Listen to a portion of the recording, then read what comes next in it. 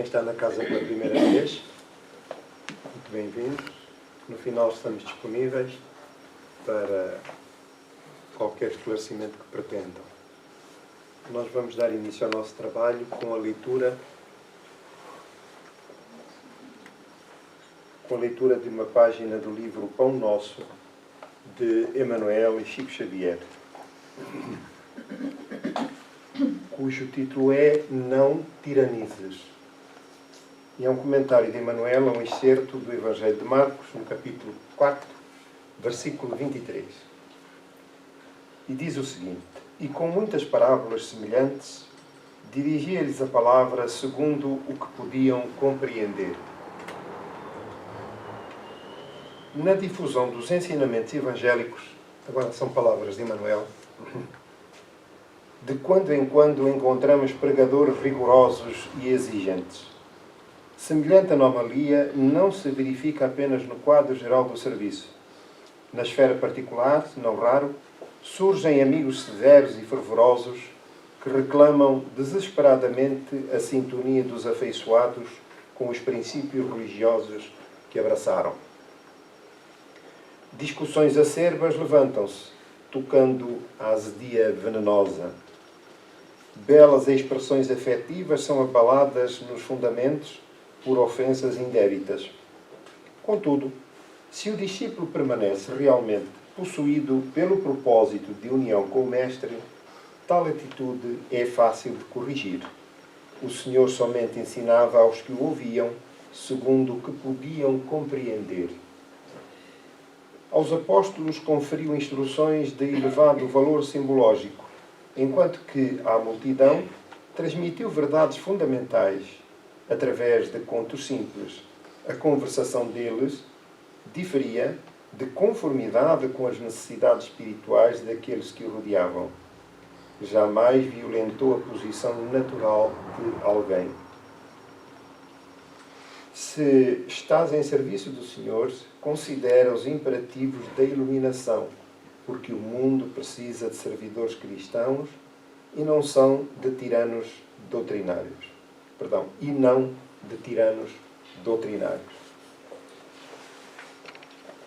Em oração, procurando unir os nossos pensamentos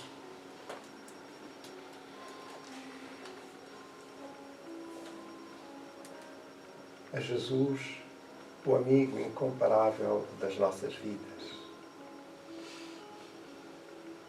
Estes são momentos de recolhimento, de união fraternal entre todos quantos se encontram nos dois planos da vida, encarnados e desencarnados. Todos em busca das bênçãos divinas que nos alimentem a vida e nos amparem os bons propósitos. Pai de infinita misericórdia, querido Jesus, pedimos-te amparo nesta hora tão singular em que as nossas almas se elevam em preito de gratidão pela oportunidade da vida e da reunião desta manhã, pelo amparo que vamos recebendo no tempo para que os nossos compromissos se cumpram na jornada empreendida, compromissos que têm ligação direta com o nosso esforço devido do aprimoramento moral, do trabalho de renovação íntima, na luta contra os nossos maus pendores, tendo em vista a renovação do nosso caráter, a fim de consolidarmos virtudes que nos permitam alcançar a felicidade, o bem-estar, a saúde plena a que estamos destinados. Mestre querido, lembramos todos quantos sofrem, apesar das nossas limitadas possibilidades, a rogativa, Senhor, leva o melhor de nós para que os nossos afetos ou desafetos, próximos ou distantes, sejam envolvidos pelas doces vibrações do nosso testemunho de solidariedade, de paz, alegria, alegria para a vida, pois que as circunstâncias não devem ser limitativas, já que elas fazem parte do progresso a que estamos destinados irremediavelmente. Pedimos-te coragem para o enfrentamento das provas e resgates, a fim de superarmos os velhos hábitos, nas virtudes novas e duradouras que nos compete realizar, consolidar. Mestre querido, ainda para a humanidade em geral. Nesta época em que o planeta e a humanidade atravessam momentos cruciais na escala dos mundos e a turbulência adensa-se, não podemos esquecer, contudo, Senhor, destacando os exemplos no bem, daqueles que se entregam à prática do bem nas áreas da cultura, da ciência, do ensino e em todos os patamares da cultura humana.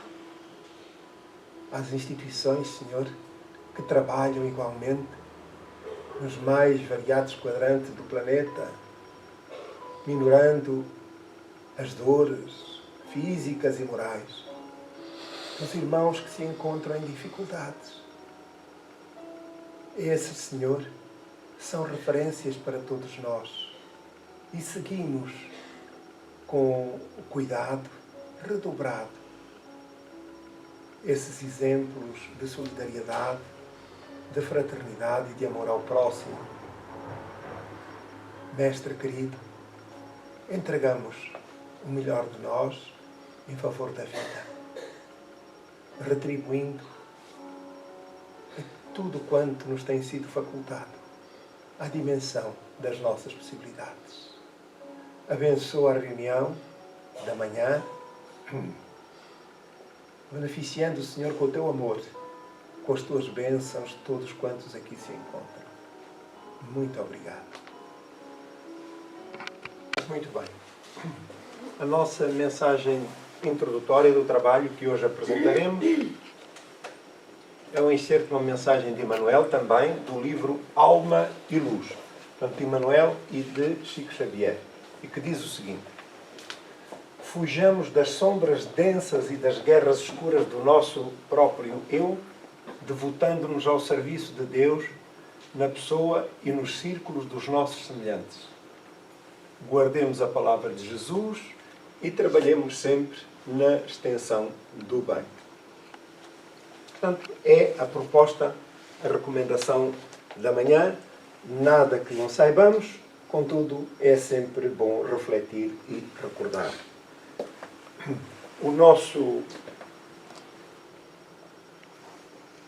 O tema do nosso trabalho, deste mês, o livro em estudo, O Céu e o Inferno, com o subtítulo A Justiça Divina segundo o Espiritismo. Portanto, é o livro que tem vindo a ser seguido.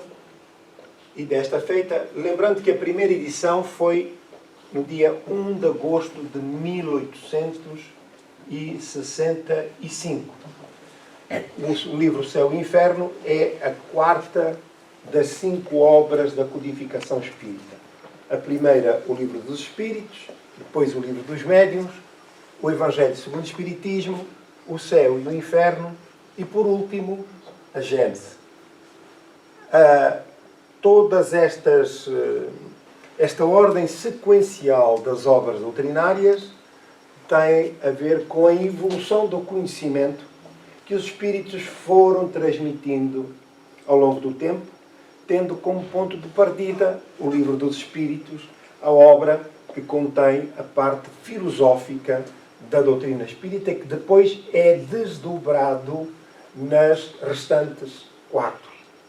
Logo de seguida, o Livro dos Médiuns, que vem explicar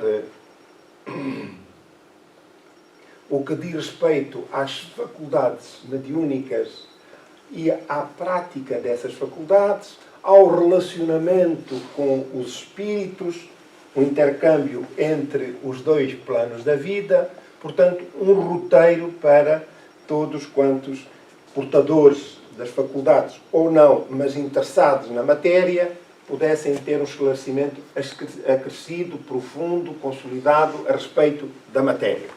E depois o Evangelho segundo o Espiritismo para consolidar o aspecto moral da própria doutrina, do seu objetivo, já que a sua definição básica é doutrina filosófica, científica e de consequências ético-morais ou religiosas. E aí está o Evangelho segundo o Espiritismo,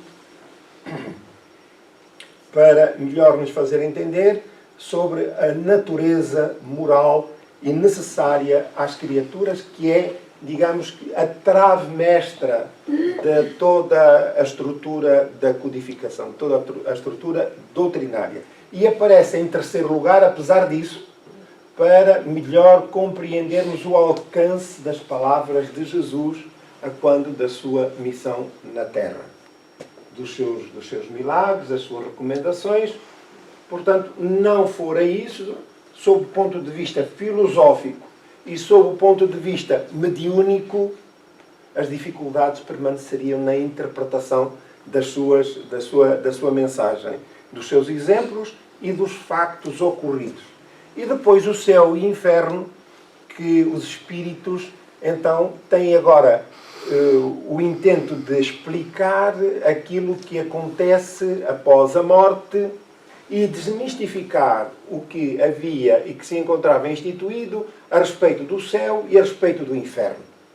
E como a questão do inferno não é uma questão estrutural, nem uma questão existencial das leis divinas, mas tão somente as consequências das ações dos espíritos refratários.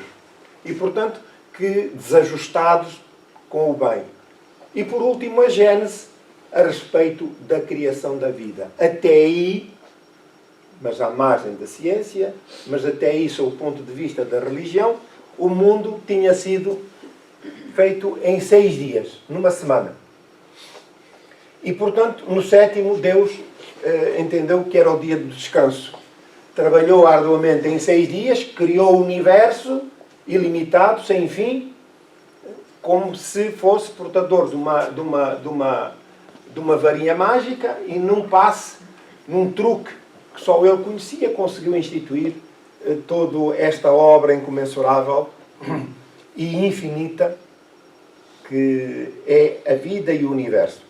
E, portanto, a necessidade do conhecimento e, no fundo, fazer regressar à origem os conceitos e os princípios e a dinâmica da vida que foram deturpados por interesses meramente humanos. Interesses escusos e meramente humanos que se desviaram daquilo que foi o roteiro e o desejo instituído pelos espíritos superiores. Então, o nosso livro deste mês, O Céu e o Inferno, estamos no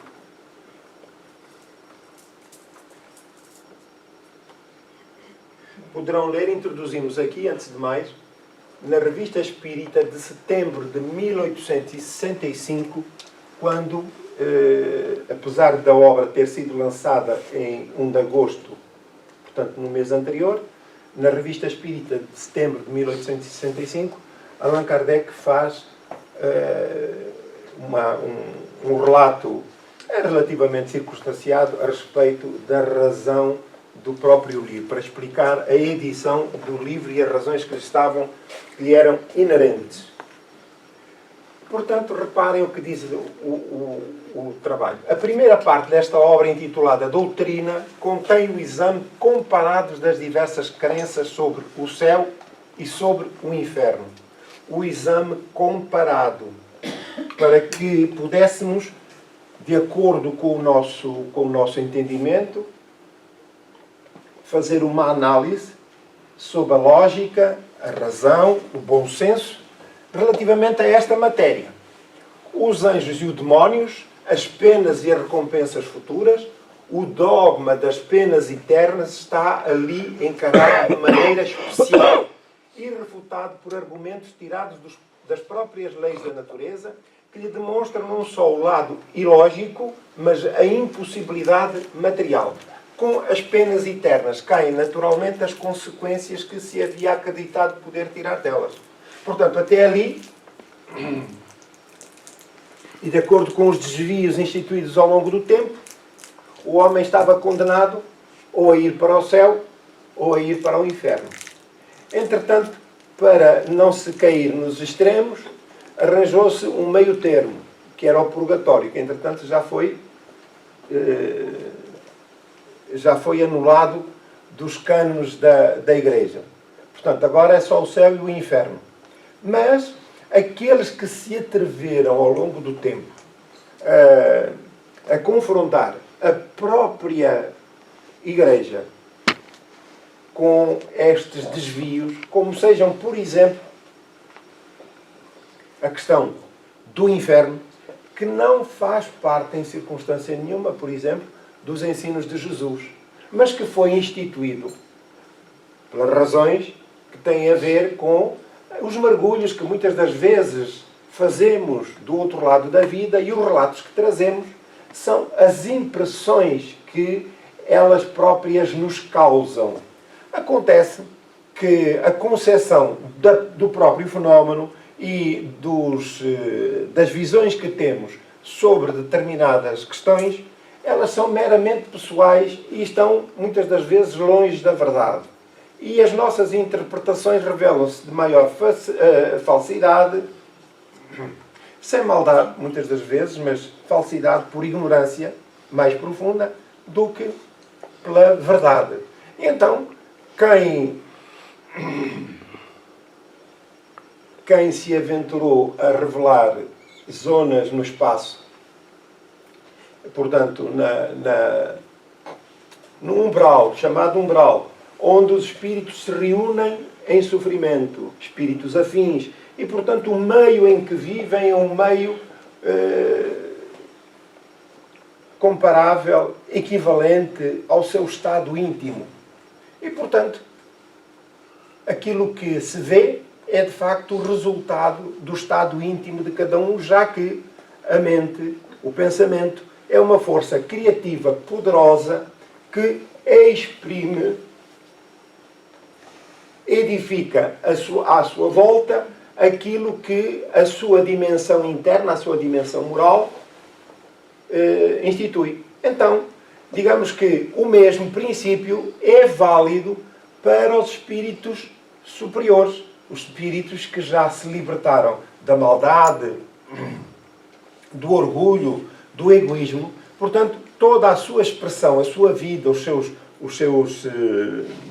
a sua vontade, o seu desejo, é de estarem afinados com os propósitos divinos e, como tal, toda a força do seu pensamento e a sua criatividade são para o bem. Quer dizer que estão as virtudes consolidadas e agora já não é possível regredir, porque uma vez conquistadas as virtudes já não há regresso ao primitivismo, ao passado. E, portanto, tudo quanto seja feito pela sua vontade exprime aquilo que é o seu mundo íntimo. Então, vivem num mundo diáfano, um mundo mais feliz, um mundo mais equilibrado, mais saudável, por aí adiante. Ora, significa que tudo isto tem a ver com os atributos de Deus. Tem a ver com os atributos de Deus. E a nossa fé, a nossa crença, a nossa confiança nesse Deus em que assenta. Temos que lhe conhecer os atributos. E Kardec, colocou essa questão aos espíritos e enumerou uma série de virtudes em que os espíritos disseram que o Deus, sim, dentro das nossas limitações, era aquilo que as nossas possibilidades pretendiam alcançar, em perfeição absoluta. Então, dentro daquilo que é o parâmetro das nossas possibilidades, até onde alcança a nossa razão, o nosso conhecimento, Deus é único, é omnipotente, é bom, é justo, é misericordioso, em grau absoluto. Em grau absoluto. Então, se é misericordioso, se é justo, se é bom, se é perfeito em grau absoluto, não podemos admitir que o inferno seja obra divina, já que tudo quanto ele se propõe realizar é para o bem, é para o amor, é para a saúde, é para o bem-estar, é para a felicidade. Tem lógica? Então, nós não podemos analisar a questão do inferno sem atender a esta matéria que é básica na vida, a existência de Deus e onde ou sobre a qual assenta a nossa fé. Nós não podemos aceitar e crer num Deus perfeito e admitir que o inferno seja um local do sofrimento e exista pela exclusiva responsabilidade de Deus. Então, o que estava instituído até à doutrina espírita, até à codificação do espiritismo, é que Deus tinha criado o céu e o inferno. E no inferno, quem caísse no inferno, sabe o que é que acontecia? Como? Ficava lá. Ela não saía de lá mais. Agora imaginem, senhores, nós pensamos em alguém dos nossos afetos, por qualquer que tenha sido, mas por pior que tenham sido as suas ações, bem, esta criatura, o meu filho, o meu pai, a minha mãe, admito que não vá para o céu.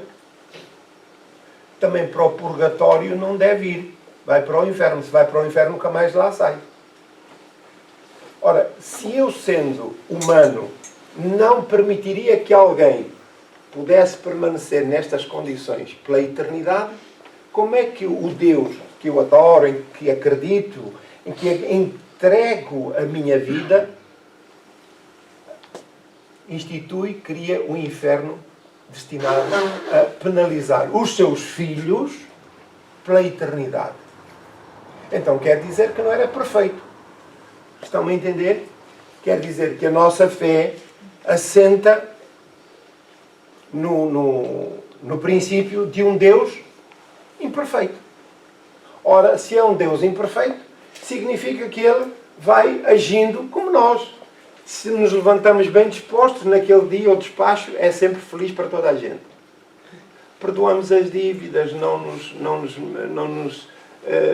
nos aborrecemos com ninguém, podem-nos até pisar os pés, estamos felizes. Se é um dia de mau humor, que nos levantamos mal dispostos, até aquilo que é a verdade e a razão absoluta, está tudo mal, não é? Às vezes nos nossos relacionamentos, em casa ou no local de trabalho, já há pessoas que estão afinadas com isso assim. Não, ele hoje não está em boas condições, não está bem disposto, vou esperar por melhores dias.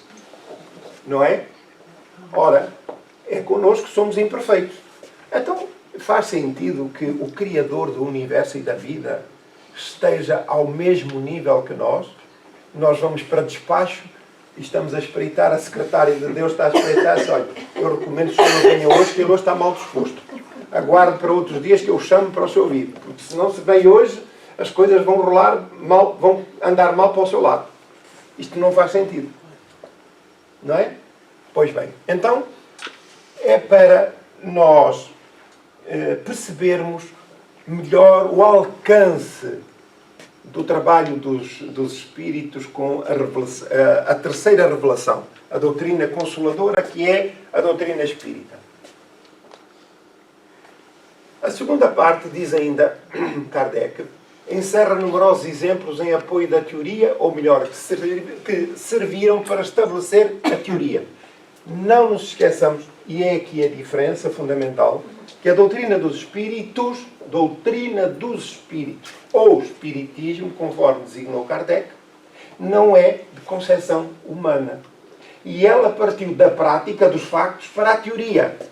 E não da teoria para os factos, como normalmente acontece. Então, Kardec, aqui no caso, foi chamado a conhecer os factos para deduzir a filosofia. Então, aurem a sua autoridade na diversidade dos tempos e dos lugares onde foram obtidos, porque emanam de uma única fonte, poder-se-ia considerá-los como produto de uma mesma influência. Isto é, tudo aquilo que constituiu a doutrina espírita, e aqui no caso em particular desta obra, a Revista Espírita foi criada a 1 de janeiro de 1858 para poder permitir o intercâmbio, o correio, e que Kardec foi esclarecendo dúvidas à medida que as obras o livro dos Espíritos foi disseminado, portanto a sua divulgação, o seu conhecimento, e portanto em diversos pontos foram-se criando grupos mediúnicos, espíritas, não só em França, mas também noutros países, como nós já aqui vamos ver com a mensagem que hoje vamos trabalhar. E era através da correspondência de mensagens espirituais que chegavam que Kardec, comparando as mensagens dentro daquilo que era o mesmo tema, ele selecionava a que lhes parecia em consonância com os princípios básicos já instituídos no Livro dos Espíritos, e as suas conclusões eram submetidas à apreciação dos espíritos guia, se quisermos aqui para facilitar, do Espírito da Verdade, que eram aqueles que constituíam esse corpo que foi encarregue de trazer a revelação dos espíritos, portanto a revelação da codificação. E portanto Kardec comparava as mensagens que chegavam e em resultado disso eram publicadas e aceites e incluídas na obra aquelas que lhe pareciam em consonância, em concordância entre si e com os princípios doutrinários. Portanto, áurena, além disso, pela sua concordância, como que se obtém todos os dias por toda a parte, onde se ocupam das manifestações espíritas a um ponto de vista sério e filosófico. Portanto, é aquilo que ocorre nas nossas casas espíritas, nos nossos grupos mediúnicos. As mensagens que recebemos devem ser avaliadas e analisadas em concordância com os princípios instituídos, os princípios doutrinários instituídos. E todas quantas possam receber-se aqui ou noutro sítio qualquer, a abordagem pode ser diferente, mas a estrutura, o princípio, a base tem que ser a mesma. E tem que entroncar todas elas naquilo que é a doutrina espírita instituída, sobretudo da codificação, das obras básicas. E era assim que Kardec trabalhava e foi assim que chegou ao final, portanto, da obra do Céu e Inferno. E na segunda parte, agora concretamente do livro, no capítulo 2, estamos no item Espíritos Felizes. É o tema principal. E hoje nós vamos interpretar, ler e analisar, refletir sobre a mensagem de um médico russo. E diz assim a introdução. MP, que era o nome da entidade, de Moscovo, era um médico tão notabilíssimo pelo saber como pelas qualidades morais. Portanto, o médium que recebeu, o grupo que receberam a mensagem, conheciam não das suas relações pessoais, mas conheciam o seu prestígio. Quem o evocou apenas o conhecia por tradição, não havendo tido com ele quaisquer relações. Está aqui uma palavra a mais. A comunicação original foi dada no idioma russo. Portanto, o que significa que a mensagem foi recebida na Rússia. Não é? Pelo menos. Mas pelo menos por russo. Porque é que este detalhe? É para percebermos que as mensagens que Kardec recebia, portanto, dos seus leitores, da Revista Espírita, das obras espíritas não se circunscreviam tão somente à França, ao território nacional. Portanto, tinha um alcance bem mais vasto. E como veem, as faculdades mediúnicas são transversais à criatura humana e são universais. Portanto, ninguém é detentor da verdade. A verdade tem-nos os espíritos, aqueles que, aqui no caso, relataram e constituíram, digamos que, a estrutura da codificação espírita. Então, após a evocação, no grupo mediúnico, pediram para que o espírito pudesse manifestar-se, já que era pelo seu prestígio, e gostariam que ele viesse dar o seu testemunho. E perguntam, estáis presente? Reparem a familiaridade, não é? O médium ou o evocador está a dizer, estáis presente? E o espírito vai dizer, sim. E agora acrescenta, no dia da minha morte, persegui-vos com a minha presença e resististes às tentativas que fiz para escrever-vos. Reparem, no dia da minha morte,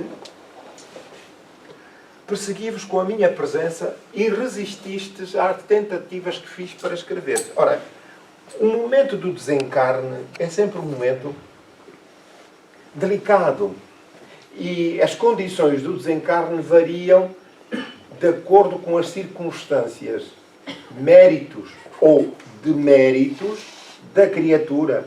Se é uma criatura, sob o ponto de vista moral, mais elevada ou não.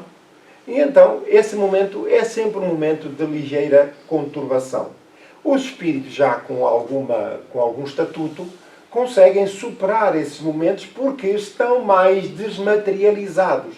E a influência da matéria já não é tão acentuada como no caso dos espíritos mais materializados. Portanto, aqui denota-se desde logo que o seu desencarne não lhe facultou grande perturbação. Ele estava relativamente lúcido para poder aproximar-se deste médium e deste grupo. Portanto, esta questão não é uma questão excepcional. Portanto, é uma questão transversal a todas as criaturas. Tudo dependendo dos esforços, das conquistas morais e espirituais que a criatura tenha realizado. E, portanto, a lei divina, a lei de causa e efeito, funciona automaticamente, quer para o mal, quer para o bem. Ora, aqui no caso, estamos em circunstâncias dessa natureza. Portanto, o espírito beneficiou logo daquilo que foi a sua ação durante a vida. As palavras que a meu respeito dissestes deram ocasião a que vos reconhecesse e daí o desejo de me entreter convosco para o vosso benefício. Portanto, digamos que o próprio médium, o grupo, denota aqui um certo carinho, um certo afeto, um certo respeito pela entidade, pelo seu prestígio, e dado esse prestígio, há aqui uma particularidade. É que nem sempre o prestígio terreno está em concordância com a natureza moral da criatura, que não é o caso. E, portanto, o espírito procura, por questões de afinidade, de atração, o grupo a que pertencia este médium e quer comunicar-se com ele, provavelmente para lhe agradecer as palavras afetuosas e respeitosas. Portanto, era a vontade dele. E agora ele pergunta, bom como fostes, porque sofreste tanto? É a pergunta do evocador, dadas as circunstâncias ainda finais da sua vida. E ele diz, porque ao Senhor, a Deus, aprovo fazer-me sentir duplamente por esse meio o preço da minha libertação, querendo ao mesmo tempo que na terra progredisse o mais possível. Ora, estas matérias não as remetemos diretamente, isto é uma expressão, digamos que genérica e universal, figurada, mas em boa verdade os compromissos que nós assumimos, estamos a falar de criaturas medianas, como é o nosso caso, assumimos a responsabilidade e o compromisso de um programa que estabelecemos como resultado do balanço que fazemos do nosso estatuto moral, das nossas necessidades evolutivas e dos nossos insucessos. Ora, em função disso, quando estamos na espiritualidade, fazemos a programação da vida seguinte. E, portanto, nós escolhemos aquilo que vai ser o programa da nossa vida. Mais saúde, menos saúde, mais problemas nesta área, mais problemas naquela, de acordo, problemas, entendam-se, desafios, provas e, eventualmente, resgates. É esta a linguagem utilizada. Ora, porquê? E que nós escolhemos porquê? Tendo em atenção aquilo que foi a nossa prestação em reencarnações passadas. Sucessos realizados, bastantes, mas os insucessos são ainda alguns que nos complicam a vida, seja nas relações sociais, nas relações familiares, nas relações profissionais, e, portanto, tudo isto se exprime nas mais variadas condições e em concordância com as nossas necessidades. Portanto, nós estabelecemos isso. Acontece que muitas das vezes estamos no plano físico e é normal surgir da profundeza da alma aquilo que são os nossos hábitos ancestrais. E então, a nossa pouca vigilância sobre as tendências que se manifestam proporcionam o agravamento do quadro inicialmente estabelecido. Então, aquilo que deve ser permanente, que é a luta titânica que devemos empreender, é sobre os nossos maus pendores, para que não se agrave o quadro das provas e dos resgates que foram, entretanto, estabelecidos por nós. Ora, nós mergulhamos na carne, no corpo físico, e as nossas provas e os resgates competem-nos para nos libertarmos, para superarmos as nossas limitações. Nós não nascemos para sofrer, contrariamente àquilo que é o pensamento dominante. E quando dizemos não nascemos para sofrer, é a mesma circunstância que tem a ver com o inferno. Com o inferno. O sofrimento não faz parte dos códigos divinos, da sua obra. O sofrimento é a circunstância, é o reflexo da ausência do bem. Então, quando não estamos no bem, estamos no mal. Ora, qual é o mecanismo que a dinâmica da vida dispõe para nos levar ao bem? Os nossos guias espirituais que nos aconselham, os nossos parceiros da vida, amigos e familiares, que muitas das vezes nos dão bons conselhos, por aí adiante, mas vêm os bons conselhos e o que é que nós fazemos? Se há uma circunstância qualquer da vida e nós queremos reagir de uma certa forma, os benfeitores espirituais estão lá e dizem assim: olha, Alexandre, tu não caias nessa tentação, tu faz de conta e segue adiante, perdoa, faz isto, faz aquilo, pelo melhor. E eu penso logo, isso é que era bom. Isso é que era bom. Porquê? Porque eu ainda estou amarrado ao meu ego. E a grande questão é que quando eu estou na espiritualidade, eu estou a lidar de perto com espíritos superiores, no meio diáfano, de paz, tranquilo, por aí adiante. E então, eu gostava tanto de continuar aqui, como é que eu vou, de facto, ter... Nós somos residentes temporários. Ainda não temos direito à habitação plena. Então, nós queremos estar ali naquele meio. Quais são, digamos, os dispositivos, a forma de conquistar esse direito? É aperfeiçoar-nos. Então lá, do outro lado, aquilo é um rol de provas. Eu vou fazer isto, vou fazer aquilo, vou fazer aquilo outro, vou fazer... Às vezes as coisas são... A lista é tão longa que os benfeitores dizem assim: calma, tem que cortar pela metade, senão você não chega lá. Sim, senhor. Então eu venho inefável, feliz, porque vou enfrentar a vida e vai ser como faca quente em manteiga. Que vai ser uma facilidade. Mas quando chegamos aqui, esquecemos rapidamente daquilo. Então nós integramos naquilo que é o pensamento e a cultura dominante cuja principal dispositivo é salientar e dar razão à força, ao ego, ao poder humano. Então nós não admitimos o perdão, a concórdia, não nos afastamos de uma boa discórdia. Os brasileiros têm uma expressão muito bonita que é: eu não sou de levar desaforo para casa. Portanto, ele resolve logo tudo no momento e acabou-se.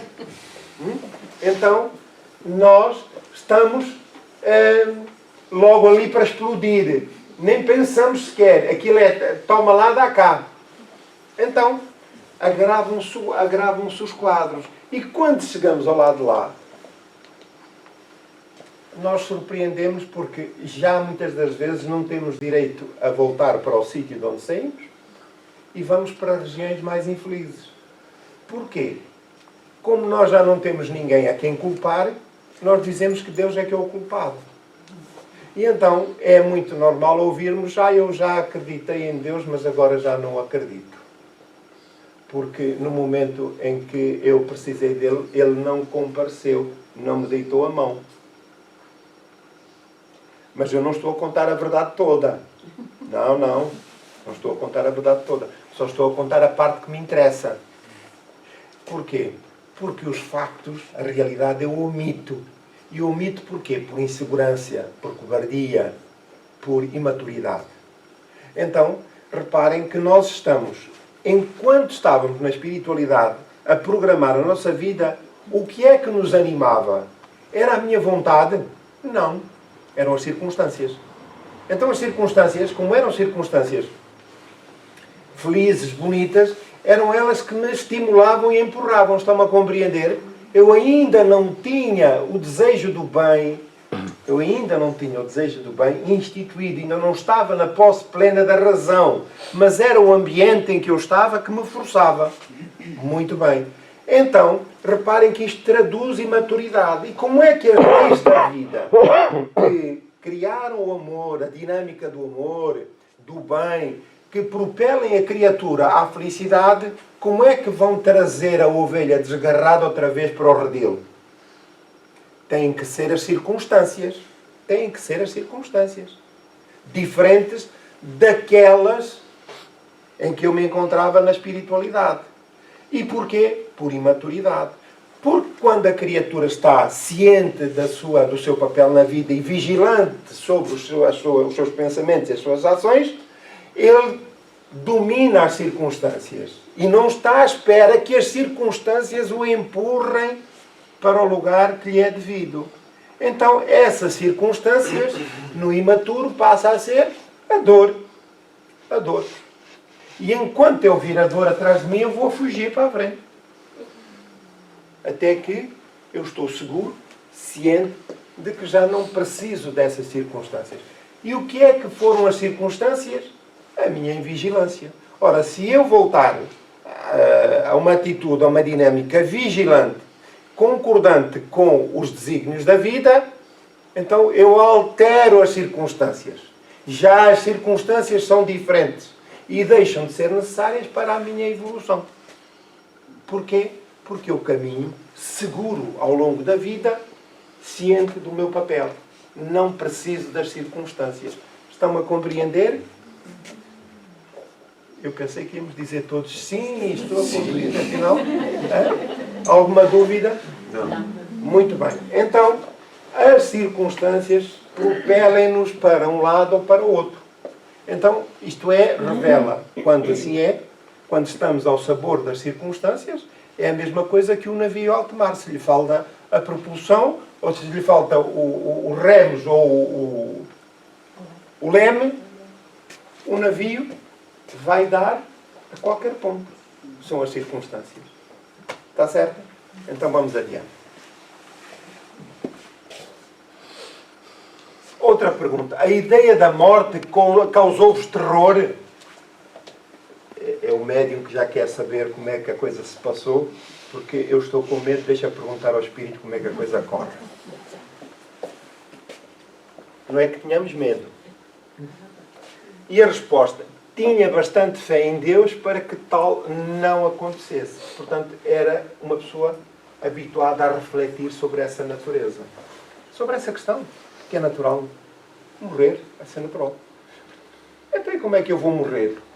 Como é que eu poderei chegar ou melhorar as circunstâncias do outro lado? Quando lá chegar. São tudo reflexões que nós podemos fazer já. E isto é inerente à nossa espiritualização. Então, se eu quero chegar em boas condições, eu tenho que agir agora para que essas condições se estabeleçam e consolidem. Que é para não deixarmos o navio seguir sem rumo, sem leme e sem remos. O desprendimento foi doloroso? Não. Isso que denominais como últimos momentos, nada é. Eu apenas senti um rápido abalo para encontrar-nos felizes logo após, inteiramente desembaraçado do corpo físico. Sim, para ele não. E reparem que ele diz que foram breves momentos, porque normalmente o desenlace físico caracteriza-se por alguma perturbação que varia de acordo com o estado moral e espiritual da criatura. Ora, imaginem que uma pessoa que é absolutamente materialista e não acredita na vida após a morte. Desencarnou, a vida continua. O que é que ele vai pensar?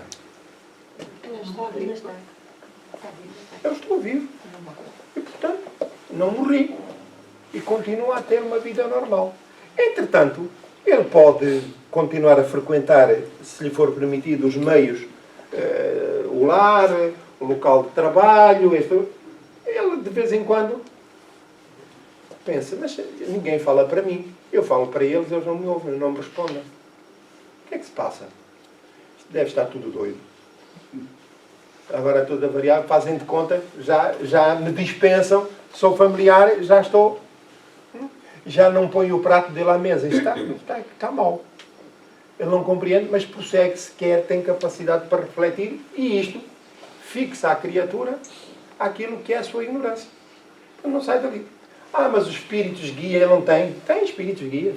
Mas o espírito guia não podia chegar ali e dizer assim, olha, vocês morreu, ele morria logo outra vez.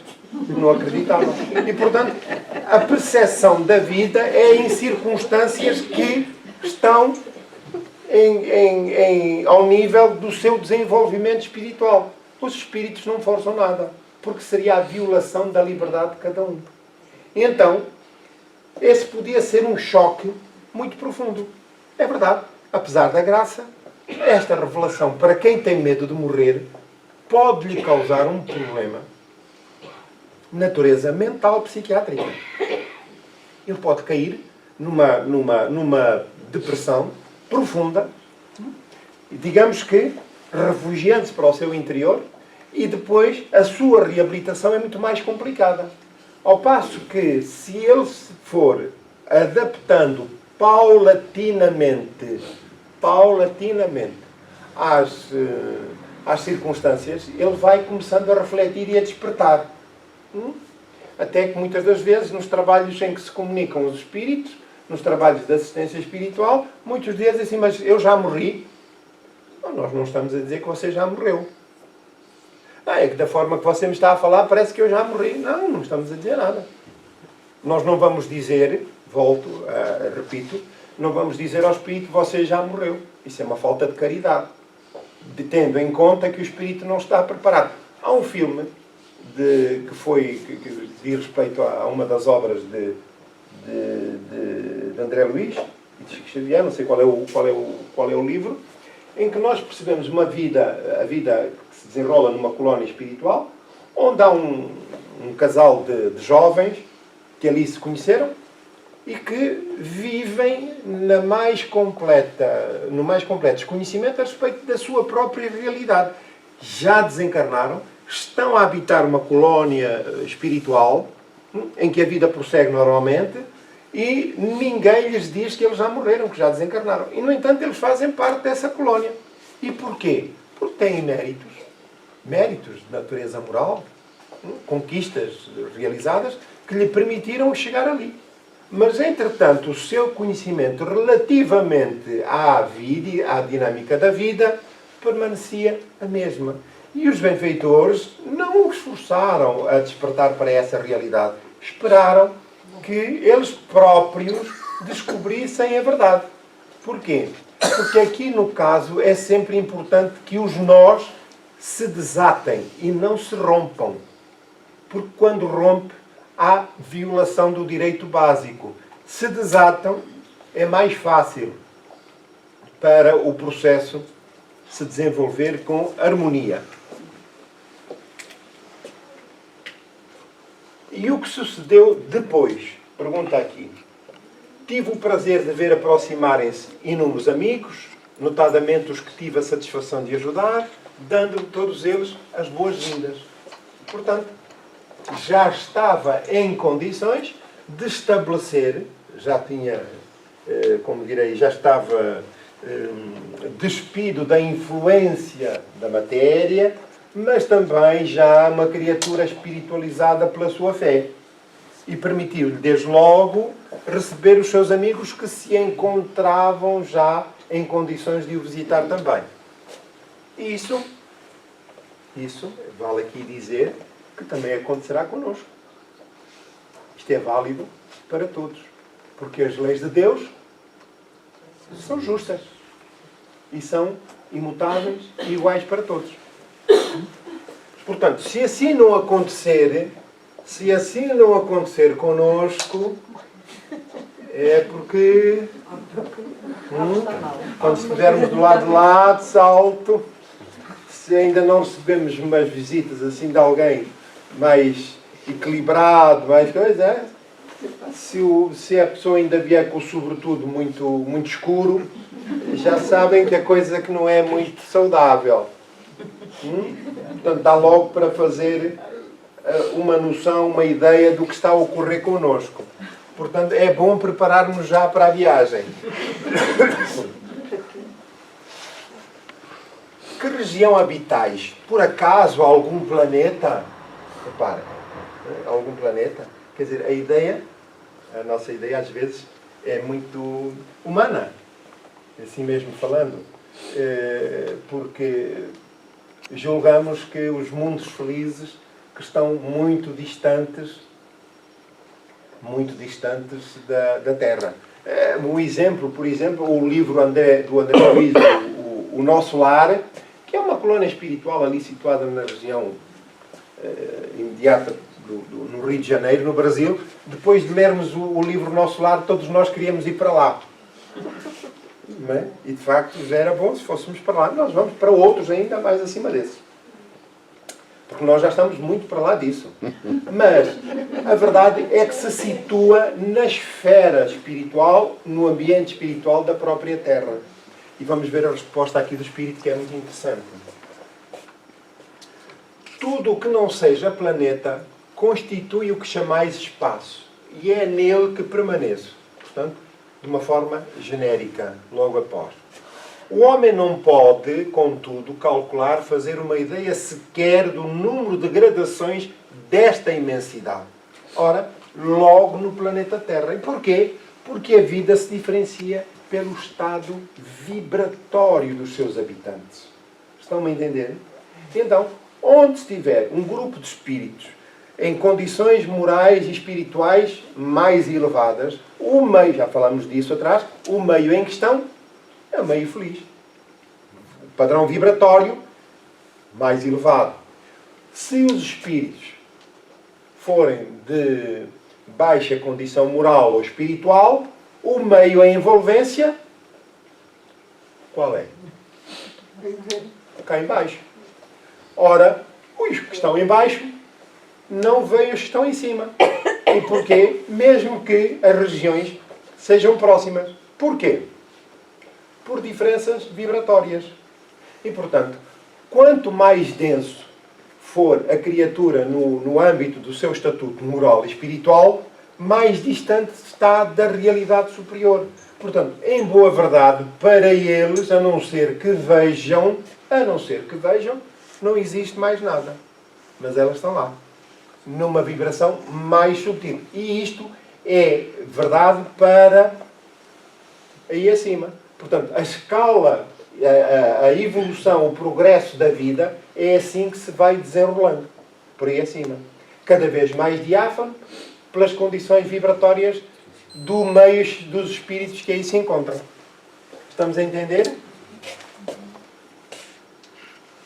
Que infinidade de escalas nesta escada de Jacob. Portanto, que é uma expressão do livro Gênesis, do Gênesis da Bíblia, no capítulo 11, versículos 11 a 19, que vai da terra ao céu, isto é, da encarnação no mundo inferior como esse, até à depuração completa da alma. Portanto, são os patamares evolutivos da vida. Ao lugar em que me encontro, não se chega senão depois de uma série enorme de provas ou por outra de encarnações. Portanto, são as experiências no corpo físico que nos permitem depois elevar-nos. Porquê? Porque é no plano físico que é facilitador este processo para a evolução do espírito. Os espíritos, quando estão do lado de lá, não evoluem também? Evoluem. Mas a prova dos 9 não é a prova dos 9. A prova real é aqui. E é aqui porque todo o processo se facilita. E é aqui que nós vimos pôr em prova, fazer o teste, relativamente às circunstâncias da vida. Porque não basta dizer, eu já sou santo. Não, é preciso provar. É preciso provar. E é preciso provar no enfrentamento das vicissitudes do próprio meio em que se encontra. Sobretudo aqui nos mundos inferiores. Portanto, se daí não resultar qualquer dano para os seus méritos e para as suas conquistas, então o espírito está, de facto, com certificação para ascender a planos mais elevados. Logo, deveis ter tido muitas existências. Nem podia ser de outra forma. Nada há de excepcional na ordem imutável do universo, estabelecida por Deus. A recompensa só pode vir da luta vencida. Assim, se for grande, aquela é porque também esta o foi necessariamente. Então quer dizer que a luta do progresso é proporcional à evolução. Se o espírito está mais evoluído, naturalmente que as lutas a que enfrentou, as provas, eventuais resgates, estiveram à altura do nível em que se encontra agora. Portanto, e é para isso que nós nos estamos a preparar. Também. Já estamos a dar os primeiros passos. Até chegarmos a um ponto e um dia nós viremos, como tantos outros que fazem parte da história da nossa vida, para oferecer a própria vida em favor do bem, se for necessário. Qual de nós é que estaria agora capaz de ser crucificado ou outra coisa qualquer em favor do bem?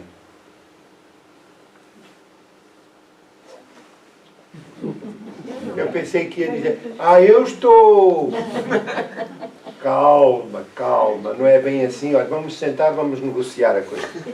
Vamos ver se chegamos aqui a acordo para ver se saímos daqui ambos contentes. Não, nós estamos a preparar para grandes embates. Reparem, e esses embates não são resgates, serão provas. Não serão resgates, serão provas, testemunhos. Vejam o que aconteceu com Jesus e os seus apóstolos.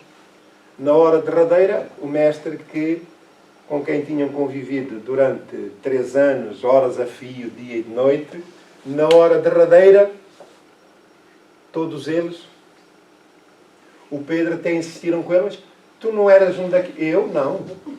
Não fazias parte daquele... Eu não, nem conheço o homem de lado nenhum. Compreendem? Então, nós estamos a preparar para esses testemunhos depois, aqui ou noutro sítio qualquer, onde for preciso. Mas nessa altura nós já não temos medo de morrer. Já não temos medo de morrer. Já não temos medo da dor. Não estou a dizer do sofrimento, estou a dizer da dor. A dor são as circunstâncias. Não é? E, portanto, já não temos medo disso. O nosso propósito com o qual nos identificamos plenamente é em servir a causa maior. Porque a morte faz parte das circunstâncias da vida.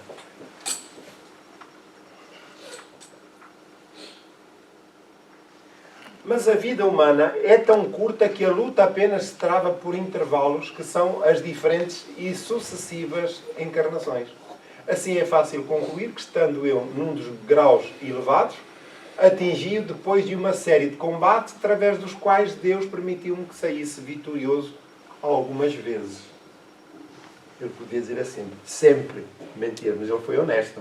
Algumas vezes. E porquê? Porque o insucesso faz parte das circunstâncias da vida, da dinâmica da vida. Às vezes nem sempre acertamos. Mas aquilo que é, de facto, e está subjacente é a grandeza divina, a sua misericórdia, o seu amor, que nos permite voltar para a nossa reabilitação. E isso é grandioso. Não estamos condenados eternamente. Porque esta disposição da reencarnação significa exatamente o contrário daquilo que é o inferno e as suas características de eternidade. Compreendemos? Muito bem. Em que consiste a vossa felicidade? Isso é mais difícil de vos fazer compreender. Ora bem, é difícil compreender. Todos nós temos essa sensação de bem-estar e de felicidade naqueles dias em que o mundo parece estar contra nós, mas nós estamos tranquilos e felizes e calmos. Estamos de bem, costuma-se dizer, de bem com a vida.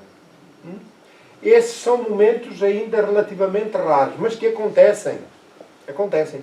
E porquê? Porque nós estamos mais próximos da retaguarda do que propriamente da vanguarda. E da retaguarda não é propriamente felicidade. Aquilo que pensamos ser felicidade é o prazer resultante da posse. Então, eu, para ser feliz,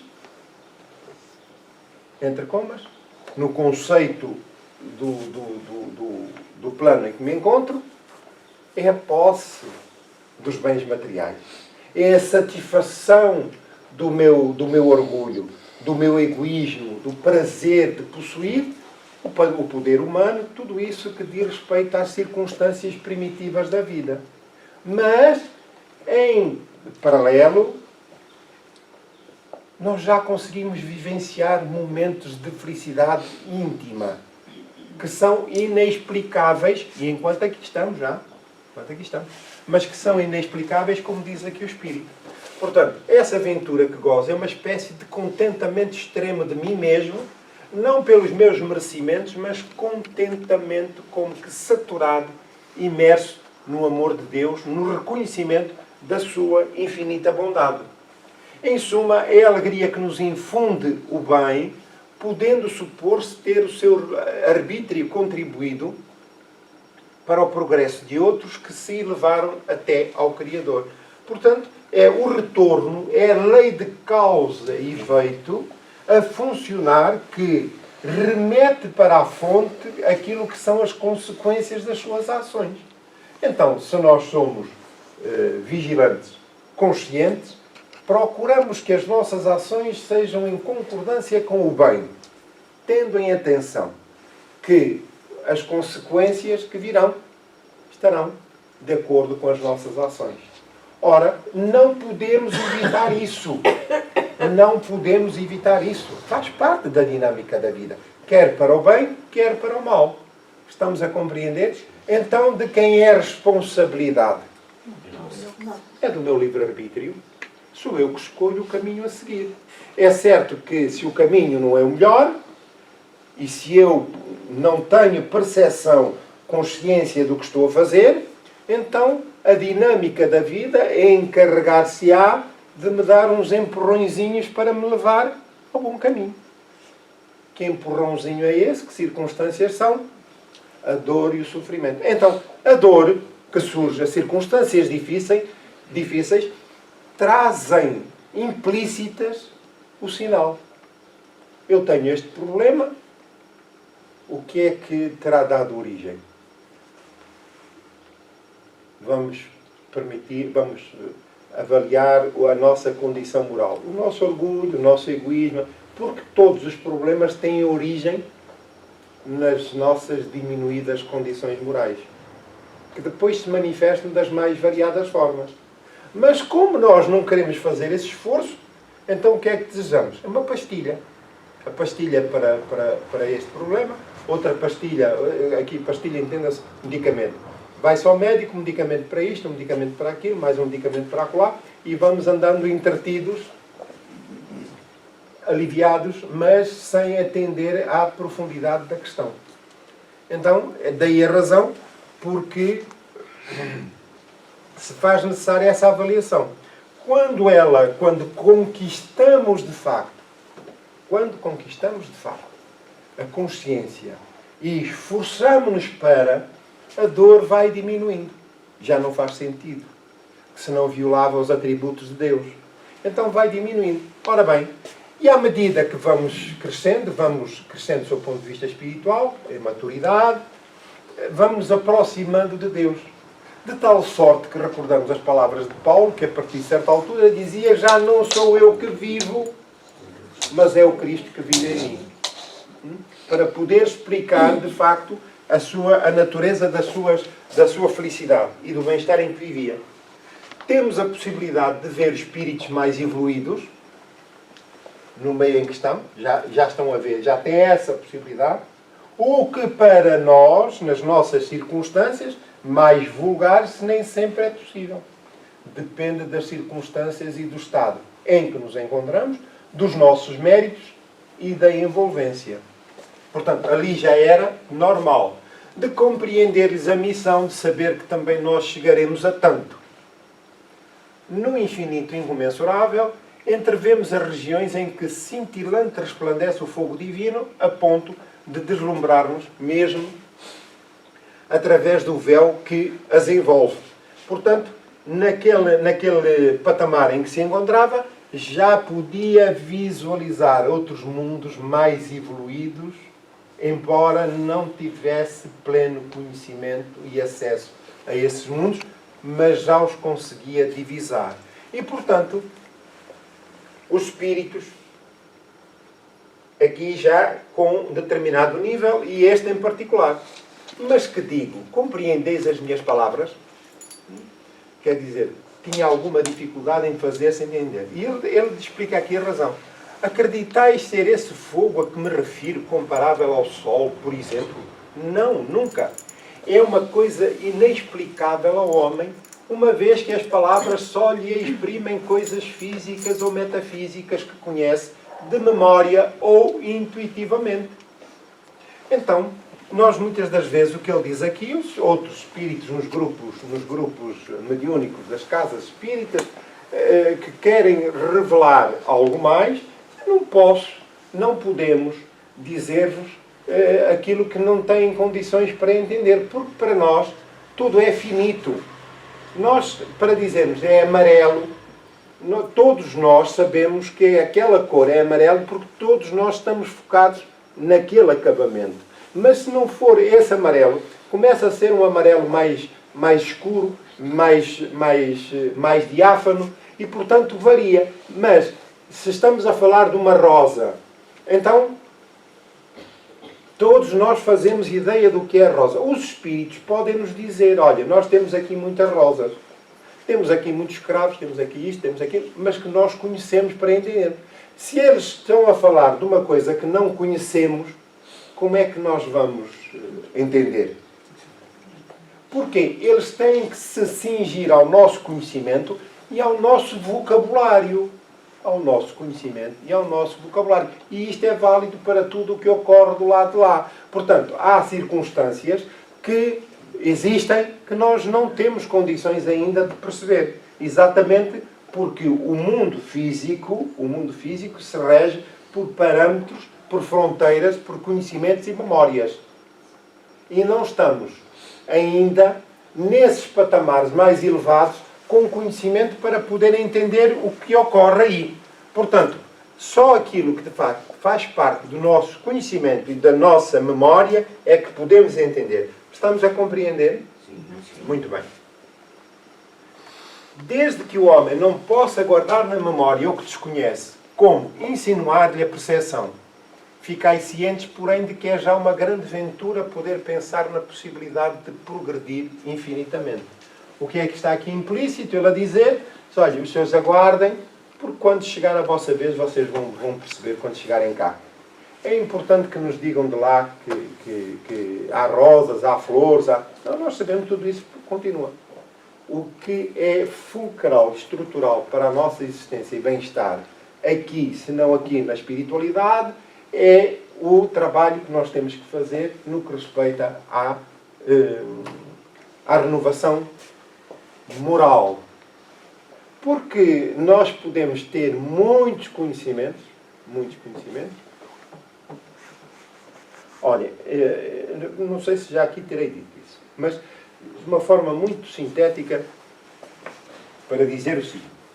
Uma vez estávamos são factos, estávamos numa reunião da assistência espiritual, a falar com uma entidade, e estávamos a explicar, porque ele estava embutado, desconhecendo a sua realidade, e estávamos ali a desenvolver, a facultar de conhecimento do estado em que se encontrava, as razões, o que tinha acontecido, por aí adiante, e diz ele assim, então o senhor diga-me uma coisa, eu fui juiz na terra, estudei toda a vida, fui um homem culto, aquilo para os padrões humanos, terrenos, fui um homem culto. Então, o que o senhor me está a dizer é que tudo aquilo, ou melhor, o que eu depreendo é que tudo aquilo que eu conheci, aquilo que eu estudei, não me valeu absolutamente nada aqui nas condições em que me encontro. Para conhecer as condições em que me encontro. Quer dizer, eu tenho que continuar a estudar, para continuar a... É, sem dúvida. Houve uma coisa que lhe serviu, em determinado período de tempo, mas, entretanto, descurou outra que foi importante, que é a própria existência. E, às vezes, nós esquecemos disso, que é olharmos para nós. Quem somos? Qual é a nossa natureza íntima? De onde venho? Porque estou aqui e para onde vou? Refletir sobre a vida, sobre aquilo que nos envolve, para podermos cientificar-nos do que temos a fazer para a marcha do progresso, que é inexorável e que não podemos, de forma alguma, contornar. Então, digamos que todas as reflexões que fazemos em torno desta matéria são assuntos de veras importantes que nos enriquecem a alma, que, para além do consolo, devem servir como apelo à razão, para a reflexão, interiorização, estudo, conhecimento e, sobretudo, como ferramenta de trabalho para o nosso aprimoramento moral. Em concordância com esse esforço, os benfeitores espirituais e a misericórdia divina atuam imediatamente, tendo em atenção os nossos melhores esforços e aquilo que melhor desejamos para a vida e para nós. Tudo se movimenta, a dinâmica da vida movimenta-se, independentemente de estarmos ou não ativos, ela permanece irretocável, ativa, a aguardar pela nossa abertura para que nos integremos nessa marcha de forma pacífica, porque senão as circunstâncias serão as mais adequadas para a nossa libertação. Terminamos o nosso trabalho da manhã, desejamos saber se há alguma dúvida. Não há dúvidas, então vamos pedir licença, vamos encerrar o trabalho. Os nossos pensamentos em torno de Jesus, deixando que fluam da intimidade da nossa alma os melhores sentimentos. Da solidariedade para com aqueles que sofrem, de afeto, mas também de alegria, apesar das circunstâncias. A própria vida divina que se manifesta em nós deve ser motivo de alegria, de gratidão, porque somos filhos de Deus e Deus atua por forma que a dinâmica e as ferramentas da vida, por intermédio dos seus mensageiros, possam amparar-nos nos momentos de maior dificuldade. Contudo, já mais lúcidos a respeito da vida, nós desejamos ser contribuintes, ativos, dinâmicos, emprestando o melhor de nós para que outros possam beneficiar-se dos nossos testemunhos de afeto e de solidariedade.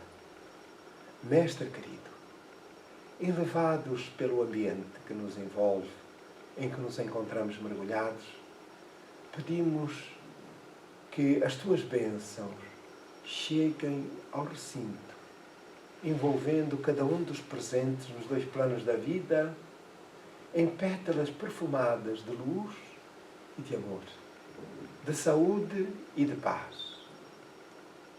Cantamos hossanas de gratidão a Deus, nosso Pai, pela oportunidade da vida, e as circunstâncias reclamam de nós maturidade, participação consciente, para que sejamos ativos e confiáveis nos desígnios da vida. Assim, Senhor, não só para os que se encontram presentes, mas para os ausentes, que gostariam de estar connosco e não podem por motivos de força maior, por aqueles que são fonte da nossa preocupação, muitos em condições de saúde precária. Envolve-os, Senhor, tal como nós, na tua luz, nas tuas bênçãos de saúde e de paz. Mestre querido, pedimos licença para o encerramento da tarefa da manhã, agradecendo-vos todo o amparo recebido. Muito obrigado, Senhor.